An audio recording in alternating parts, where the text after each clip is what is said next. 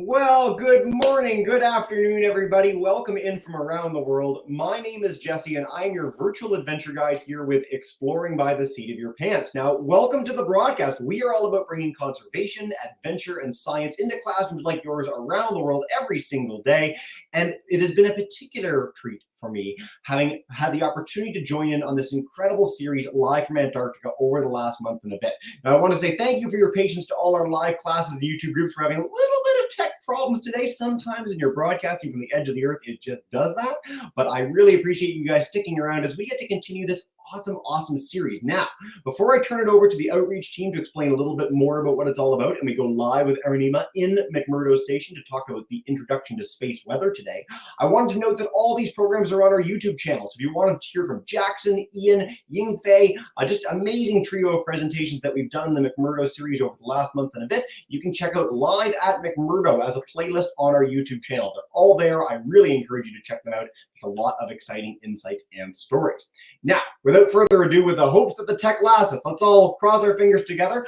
I'm going to turn it over to Daniela Pennycook. She is going to tell us a little bit about how this series came together and the amazing work that CIRES does to showcase such an amazing place on this planet. So Daniela, I'm going to turn it to you. Thank you so much for joining us today, and welcome to the broadcast.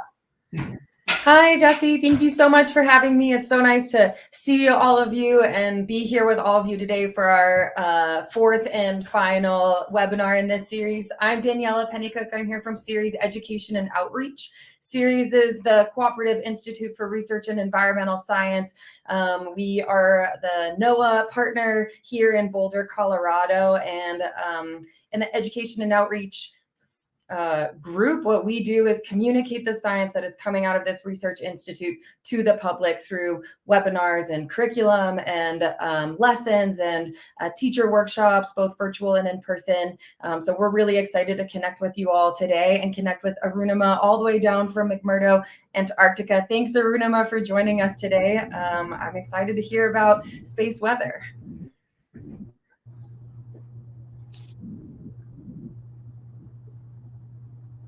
Fantastic. We've got the slide deck up now. Again, I know we've got sort of this relay system with our slides today. So Daniela, I'm Hey, hi, welcome everybody to Space Weather. Can you? Yep, we can hear you. You're good to go. Perfect. Daniela, could you go to the next page, please? Hi, so this is me. My name is Arunima, and I'm a third-year PhD student in CU Boulder Aerospace Department. And I'll be leading the LiDAR research for the next season at McMurdo. And this is my first season in Antarctica. I have a master's and an undergrad degree in electronics and astrodynamics and satellite navigation. And I worked on a few satellite missions, SRM Sat-2, WaferSat, and Maxwell. So yeah, let's get started with introduction to what is space weather. So before we even get to that, let's see where we are geographically. So South Pole is literally right in the center right here, and McMurdo would be right at the edge, at the Ross shelf right here on the ice shelf, basically. So we're a little off South Pole, but not that far. Next slide, please.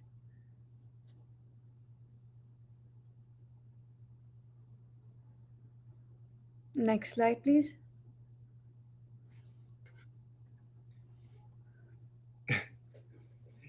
Daniela, I think we're actually good to go back to the last one. I think she's just so delayed that it's, yeah. There we go. All right, perfect. So, could you click on the video to play it? Not sure.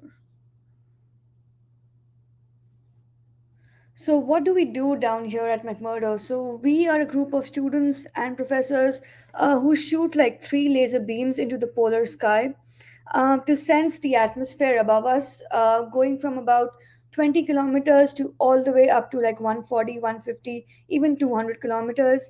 And we measure temperature, wind, metal densities, and what changes occurred during the time that we take these observations. And apart from that, we also measure and detect polar mesospheric clouds and polar stratospheric clouds. Yeah, if you could go to the next slide. Thank you.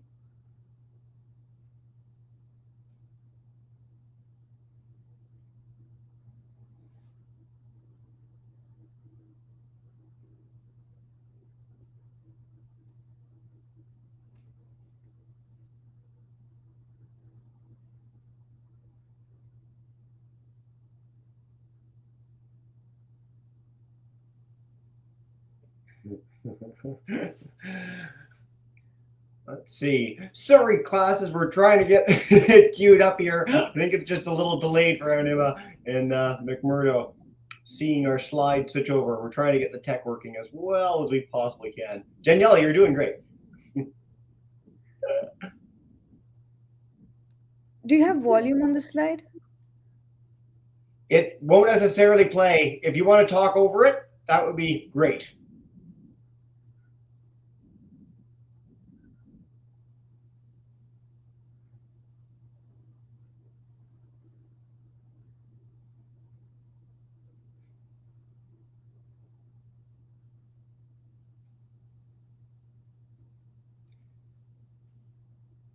So Arunima, if you want to just tell us what's going on in this, because the audio is not working, there's no way to get that working. Sure. Yeah, thanks. Sure. So basically, space weather, the main responsible entity for space weather is our sun. And what it does is sun has a very dynamic magnetic field because of which it's always changing. And actually, the magnetic field flips itself every 11 years. And because it's such a dynamic magnetic field, what it does is it creates these sunspots and a variable magnetic field going out, and because of which we see changes in the space weather, or basically you see more high energetic particles coming through, and coronal mass ejections and solar flares and things like that coming out of the sun, which is what is responsible for space weather. So right here, if you see these rings, I'm not sure if I am seeing them or you guys have already seen them, but these rings are what is responsible for the magnetic field. And when there is a dynamic change in the sun's core due to fusion, these magnetic fields would erupt out, and that is the hot plasma that comes towards the earth, and that's what we experience as space weather basically.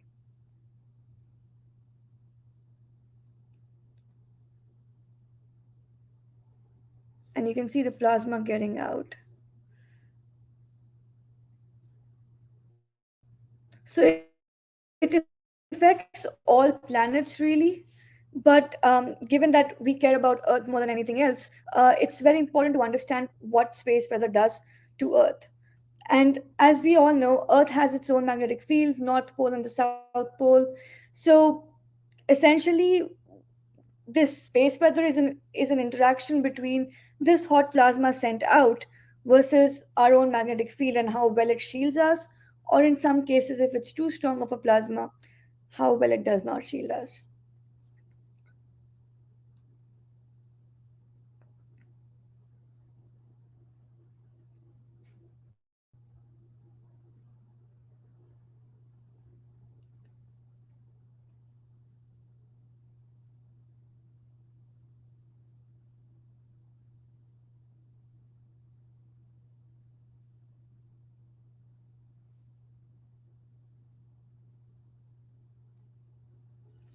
So when this hot plasma reaches the earth, it interacts with our magnetic field basically, and this interaction causes auroras, geomagnetic storms, and various things in the atmosphere. So the auroras is basically a product of a plasma sheet or high energetic particles coming to earth.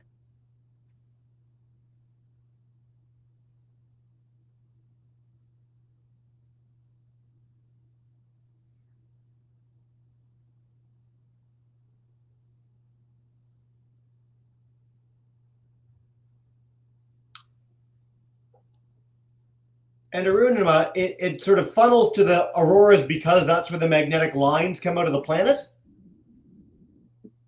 Yes. Very cool.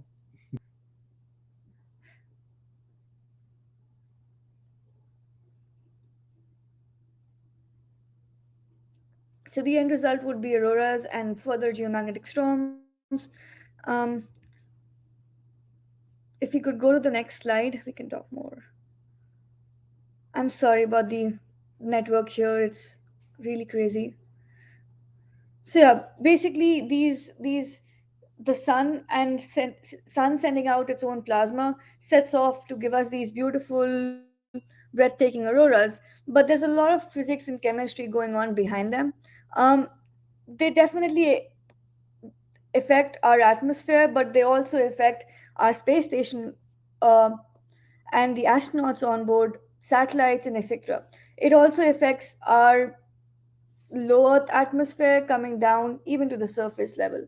And there are times when you see auroras even in Northern America and Alaska and even further down.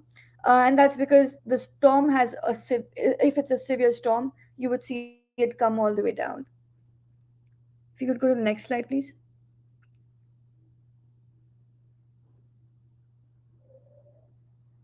Yeah. So these, it's very important to understand what is happening and how it's happening, because these will affect all our instruments on pretty much all satellites, and every satellite orbiting the Earth would need to be accommodated in terms of drag with space weather. So with space weather changing, it would affect the satellite drag, and different instruments on board cause different types of radiation. And so all our instruments on board these satellites and our solar panels have to be equipped with enough radiation to understand and also to be able to absorb the damage if need be. Next slide. So in terms of science, what exactly is space weather? So the sun's magnetic poles flip every 11 years, and this cycle is called the solar cycle, and this cycle is basically what is responsible for space weather. And all these things that we see, solar flares, sunspots, they're all they're all because of um, they're all because of the solar cycle. Sorry about that. If you could click on the video, please.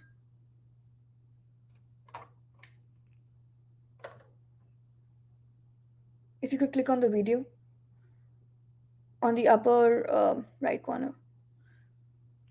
Yeah, it's playing. Just delayed for you for a sec.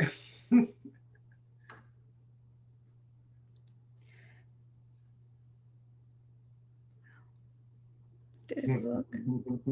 It's working. We're gonna get it working. This is half the fun. So basically, the video shows how the poles really flip, and it's really fascinating because on Earth we pretty much have north here, south here, and it doesn't really change. But on the sun, it goes through a whole dynamic process, and basically the north south pretty much become the opposite every 11 years. And this change is what causes all the disturbances that we see, all auroras, geomagnetic storms, and everything else, pretty much in space.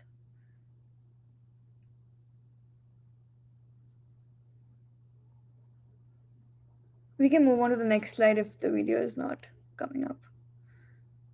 So, why do we really need to study space weather? Well, number one, it's a global issue. Not from it, we all need to work together to get this going. And these are mass scale events. Using all these satellites that we have, we only get like a few days of warning that we know that something is going to happen, and we need to use that warning to prepare ourselves. For example, if we know that there's a space storm, a solar storm coming up, you would not expect astronauts to be outside of ISS doing a spacewalk. Things like satellite launches have to be monitored with respect to space weather to see whether if there's a storm coming in when the satellite is being launched. In fact, SpaceX lost 40 of their 49 satellites on Feb 3rd because they ignored a space weather warning. And it's something that could have very easily been ignored if had they chosen a different launch date, but because they did not look at it, they lost pretty much 40 of their 49 satellites just because of a storm. And it wasn't a major storm that would have affected the Earth that much, but being in the lower orbit, the drag was too much and it affected the satellites. So it's really important to understand space weather and why exactly are things happening, because if it's a severe storm, it would affect our electronics, power lines, and come down at the ground based level. And if it's not that major, it would still affect planes, your satellites, and even your navigation and communication. So it's really important to study and keep an eye out on what's happening. Next slide, please.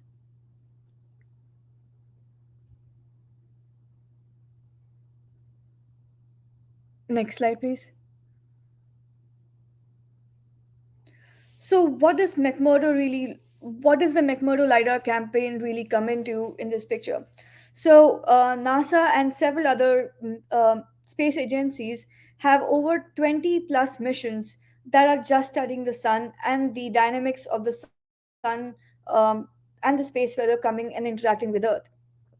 So, McMurdo being at the edge of the polar auroral cap, we see a lot of years where we have a lot of auroras, and then there are some times when we don't see any auroras.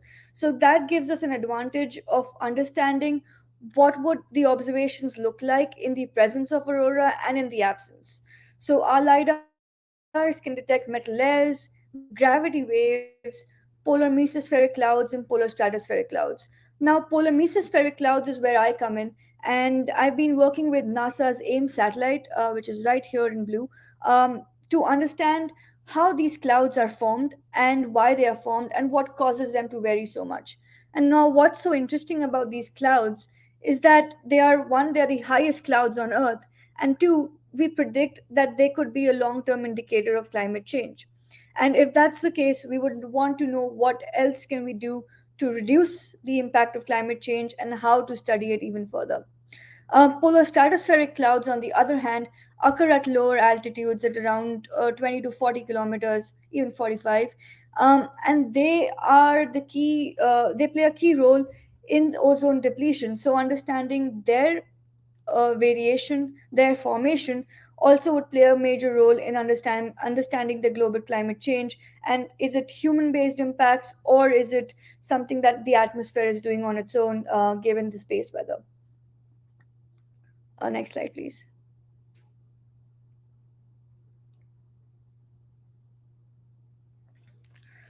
So basically, what do we know from understanding these clouds so far? So these are the highest clouds. Polar mesospheric clouds are the highest clouds on Earth, and they are formed on the coldest region. So the mesopause, which is one of the layers of the Earth's atmosphere, becomes really cold during this time.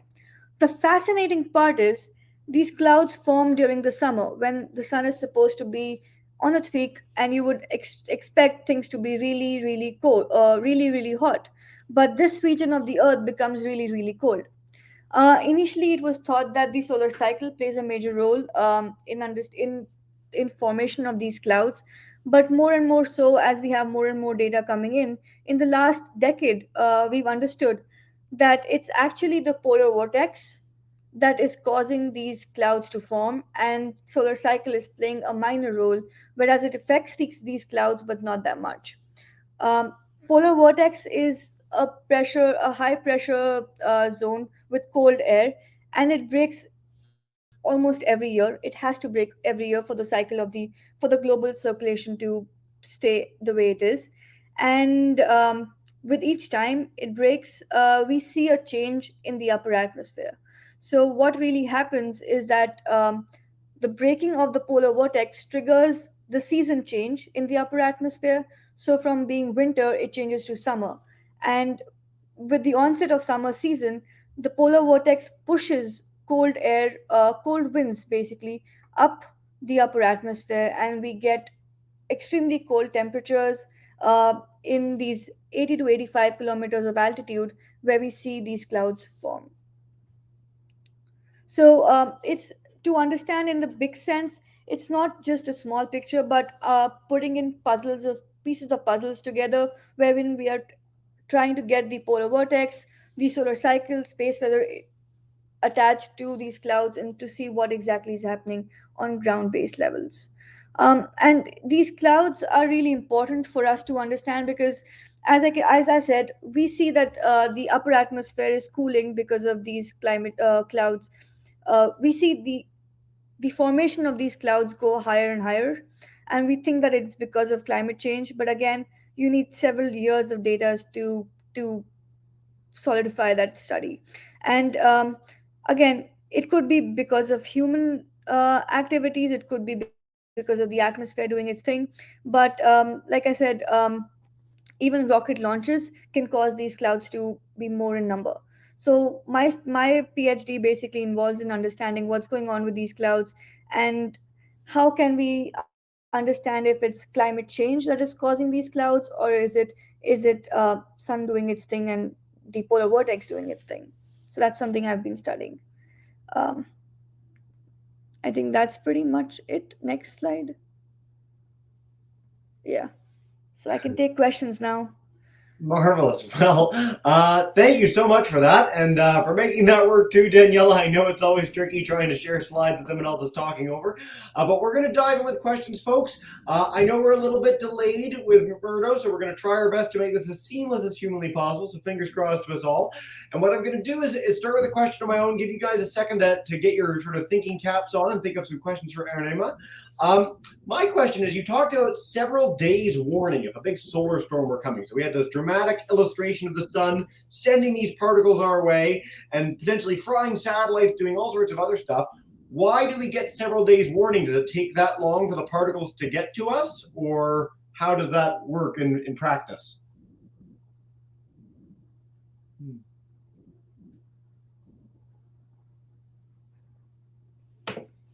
Sorry, could you repeat the question or maybe put it in the chat? Yeah, I can try and put it up on a banner for everybody. So let's see. Long story short, I guess, how long does space weather take to How reach long us? does space weather take to reach us? It it depends. It depends on the severity of the storm. It could take from 10 minutes to 3 days, depending on how severe or how energetic these particles are and at what velocity they're going at. But yeah, normally, usually, it takes around 2 to 3 days. Okay, perfect. So what we're going to do, And we folks, have is class. satellites all around in the way so we can know that they're coming. Oh, yeah, you're good. Folks, what we're going to do is I'm going to have all our live classes, both on YouTube and StreamYard, because we've got such a significant delay. Share your questions in the chat. I'm going to say a huge thank you and welcome to you guys. We've got Miss Thrasher's class, Miss Henderson, Miss Becker, Madam Christie, our Explorers Club with Miss Snyder, Miss Allen, and Madam Jen's class live with us. We've got a whole bunch of other classes on YouTube, but I want to make sure that we don't have like a minute delay every time we do a question. So share those questions in the chat. When you share them, I'll bring you in to say a quick hello, and then we'll be able to take them so much faster for this Q&A over the next little bit. So I'll share a quick question right now again on screen for us. Let's see. The sun's poles switch instantly or over a longer period of time? So the poles switch. It's a slow process. The poles switching. It's a slow process that takes over 11 years.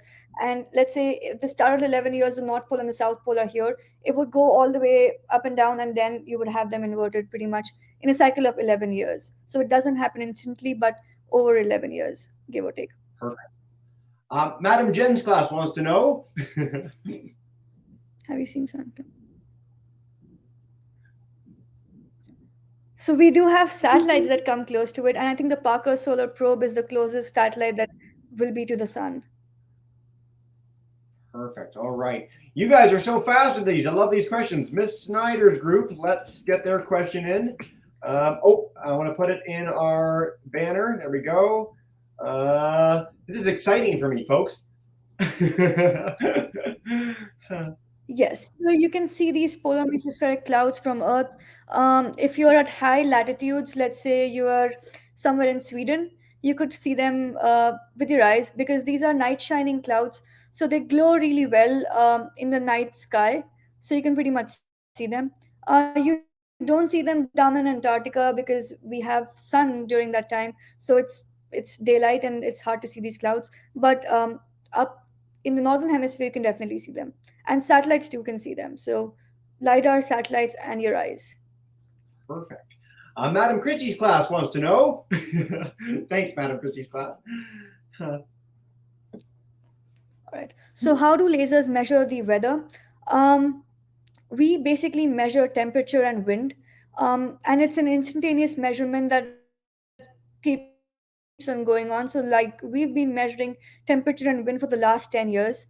And using these measurements, when we plot them out, we pretty much see how the temperature and the wind is changing. So we get to know how exactly is it affecting the weather, or how is the weather changing, pretty much. But the only disadvantage of having a lidar is that we see just one point in the sky, so we can tell you the weather of McMurdo. But if you ask us to tell you about the South Pole, we would need to put a lidar up there at South Pole to measure those. Okay, fantastic. This is working so well, so much better than I thought it might. This is great. Miss Becker's class wants to know, how do you get interested in the field? Welcome in San Diego. How did I get interested in this field? I got interested in this field because, well, I love space and I always wanted to study what's happening out there. And I find lasers absolutely fascinating because there's so much of physics, quantum, and electronics involved in it. And that's something that I love to do. So, pretty much, lasers got me into this. Lasers are pretty cool. We get to have lasers at the Antarctica. It's a very exciting sort of cutting edge science and a really unique place. It's been such a fun part of this series. Let's that's the last question. Miss Thrasher's class wants to know, are the northern lights hot? What an interesting question. I love Are the northern lights hot? Um, yes, because these are basically high energy electrons charging up your oxygen and nitrogen, and then your oxygen and nitrogen coming down from excited state to its normal state, releasing these fluorescents. So, yes, I would say they are. They would be, at least at that altitude. perfect. And then Miss Henderson's class wanted to know this. So, why does space weather affect the satellites? You could think of it as high radiation coming along in the way of these satellites, and the environment around these satellites, the atmosphere around these satellites being changed dynamically because of the space weather. Let's say there's a storm coming in, the storm would cause high radiation and would change the atmospheric drag. And atmospheric drag is something which is really important for a satellite because it basically, think of it as a wind blowing a kite. If the wind is too much, your kite would go either way, right? So atmospheric drag pretty much does that to a satellite. So, like, the SpaceX failure was because the storm that happened affected these atmospheric drag so much that these satellites couldn't take it, and they had to come down to earth, pretty much burn in the atmosphere, what it was. Fantastic. I'm going to share a quick YouTube question from Miss So Bowers' do class. not ignore space weather is the thing. Yeah. Let's bring up our question from our YouTube group, Miss Bowers' class. How are you able to survive in the cold down there? It's just too freezing all the time. Oh yes, I'm able to survive the cold down here. It was a little too much in the starting when we came during windfly, but now it's pretty much warm, so it's not that bad. Fantastic. I'm going to just take a quick break, Arunima, just to say a huge hello to our classes. Usually we like to have the chance to feature them on camera. So ever so briefly, Miss Thrasher, Miss Henderson, Miss Becker, Madam Christie, our Explorer Club crew, Miss Allen. I just want to say hi to everybody. Welcome in. So nice to have so many classes. Explorer Club, by the way, the girl at the head of the table, you're the best dancer I've ever seen for our warm-up music. So you are awesome. Way to go. You guys all rock. And these questions are great. You guys have been so good about putting questions in the chat. I just appreciate it so much. So just want to give you guys all a quick shout out on camera. Thank you all. You guys have been amazing. And we're going to start sharing a few more questions over the next few minutes. We're doing really well with this question and answer period, actually. I'm pretty impressive. Miss Alexander's class on YouTube wanted to know, what height do the northern lights begin?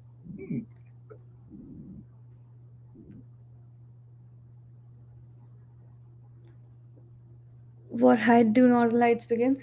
So they could go from around 100 kilometers to 200, even 300. You're so fast that I'm having trouble bringing up the next questions. This is a good problem to have. Give me a quick second to get these in a banner, and we'll be good from there. Let's see. Madam Jen's class had a good question. There's so many questions. You guys are like so on the ball. I love it. Okay, let's bring this guy up. Oh, that's not it. Sorry, we're gonna edit that.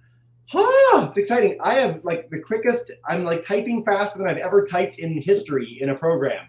There we go. So that's a very interesting question. So rain, so these satellites are basically above 100 kilometers. So we really don't see any rain or lightning up there.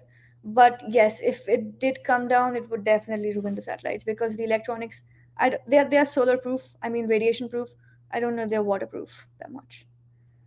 All right, let's take one from Miss Becker's class. And I apologize if I haven't been taking someone's. It's not intentional. I'm just really frantically running through these. But Miss Becker's class wanted to know this, and I'll share another one in a sec.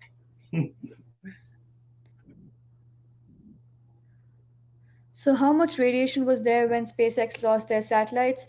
It was not that high. It was a pretty nominal storm. It wasn't that severe of a storm that we needed special warnings for it. If they had just checked, they would have known. So not that much. I'm going to bring in Daniela for one really quick too, because we've got a question from Miss Snyder's class around how these sessions come together. So they want to know, how do we organize this to make these work? Thank you so much. This is our first live from McMurdo series. So how does this come together? Yeah, so thanks. That's a great question. We are coordinating from CU Boulder with Jesse, who is in Canada, and Arunima, who's down in Antarctica. So we have people all over the world using different types of technology to make this happen. Arunima has been working with us for a year, learning how to engage with students and talk to people and working on her webinar. And we did a bunch of field trips last year. So there's a lot of pieces. There's an IT team here in Boulder and an IT team down in Antarctica that are working with us to coordinate the computers and the bandwidth and all of those things. So it's 7 a.m. where Arunima is right now. She's actually ending her day. Wow. She picked up the laptop that didn't work to connect with us. That is quite the team effort. Well, thank you, Danielle, and Arunima. We really appreciate you being here as you wrap up your day at 7 in the morning. If I have to wake up at 7 in the morning, I'm grumpy. So we appreciate this more than you know. We're going to take a few more questions here, folks. Miss Allen's class wants to know, is the Big Bang space weather or not? Good question. Is the Big Bang space weather? I think Big Bang would be what formed the space weather eventually because it formed the sun. So technically, yes. But that would be a reach, though. Yes, it's not in the immediate thing. The Big Bang is the origin of the universe, and it's quite a different. There's quite different scientists that would study the Big Bang versus Arunima and space weather. But I love the thought process behind the question, guys. Miss Henderson wants to know, what's the most severe storm we've had? Oh, so what was the most severe storms? One of the severe storms basically knocked out power lines and caused blackouts in Northern America. Um, and I think that was one of the most severe storms that we've ever had. Yes, I'm trying to bring up the name of this so that everyone can see it when I can type properly. There we go. So I encourage our classes to look up the 1859 Carrington event. So this is the biggest Carrington event. That's right. Yeah. So this is in a time when we had horses and buggies and there was very little technology in the world, and the solar storm was so powerful it caused like telegraph operators to have sparks come out of their machines. We had auroras on a global scale, so people in like the equator could see the aurora, and in northern latitudes it was so bright that people thought it was daylight. Like they woke up in the night thinking that the sun would come out. That's how powerful the aurora was. So my favorite stat about this, we estimate if a storm that was this powerful today happened, it would cost the world's economy like 20% of the economy. Like it would wipe out all tech, a lot of tech all over the world, satellites, GPS, all sorts of stuff. So we're really hoping that that doesn't happen again. But the Carrington event, I encourage you to check that out, everybody. Let's see if we have any other big questions. I'm going to head to YouTube really quick. Oh, Miss Dupuy's class, welcome in. There you go.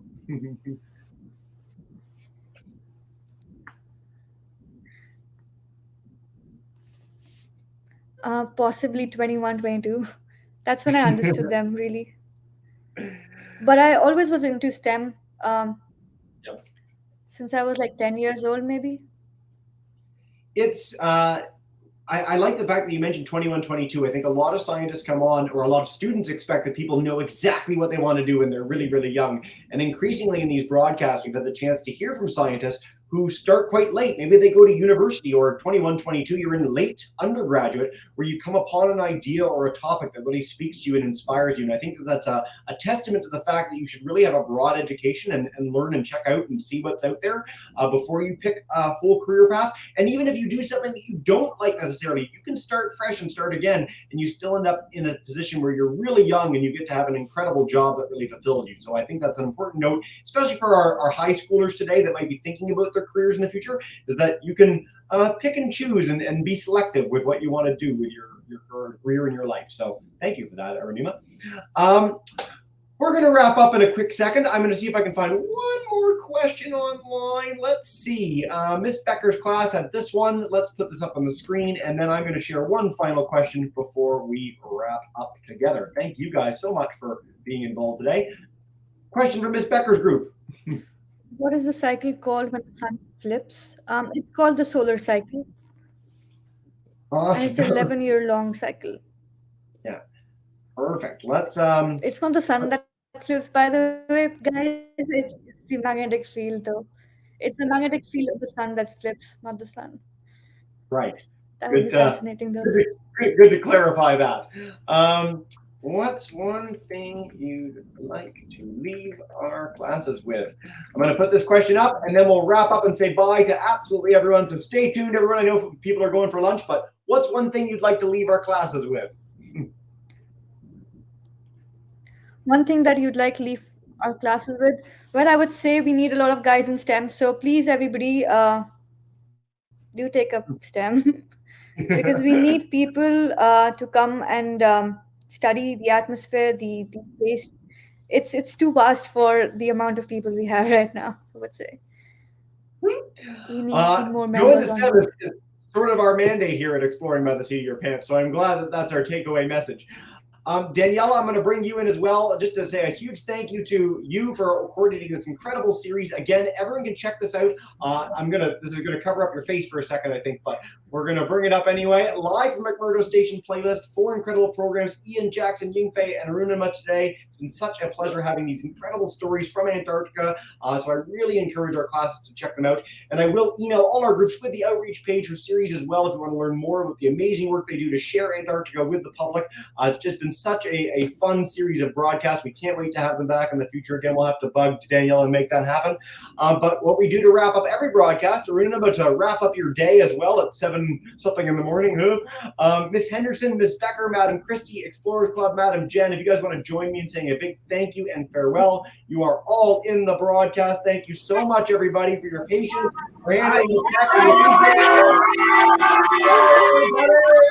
Have a wonderful day, guys, and we'll see you all so soon.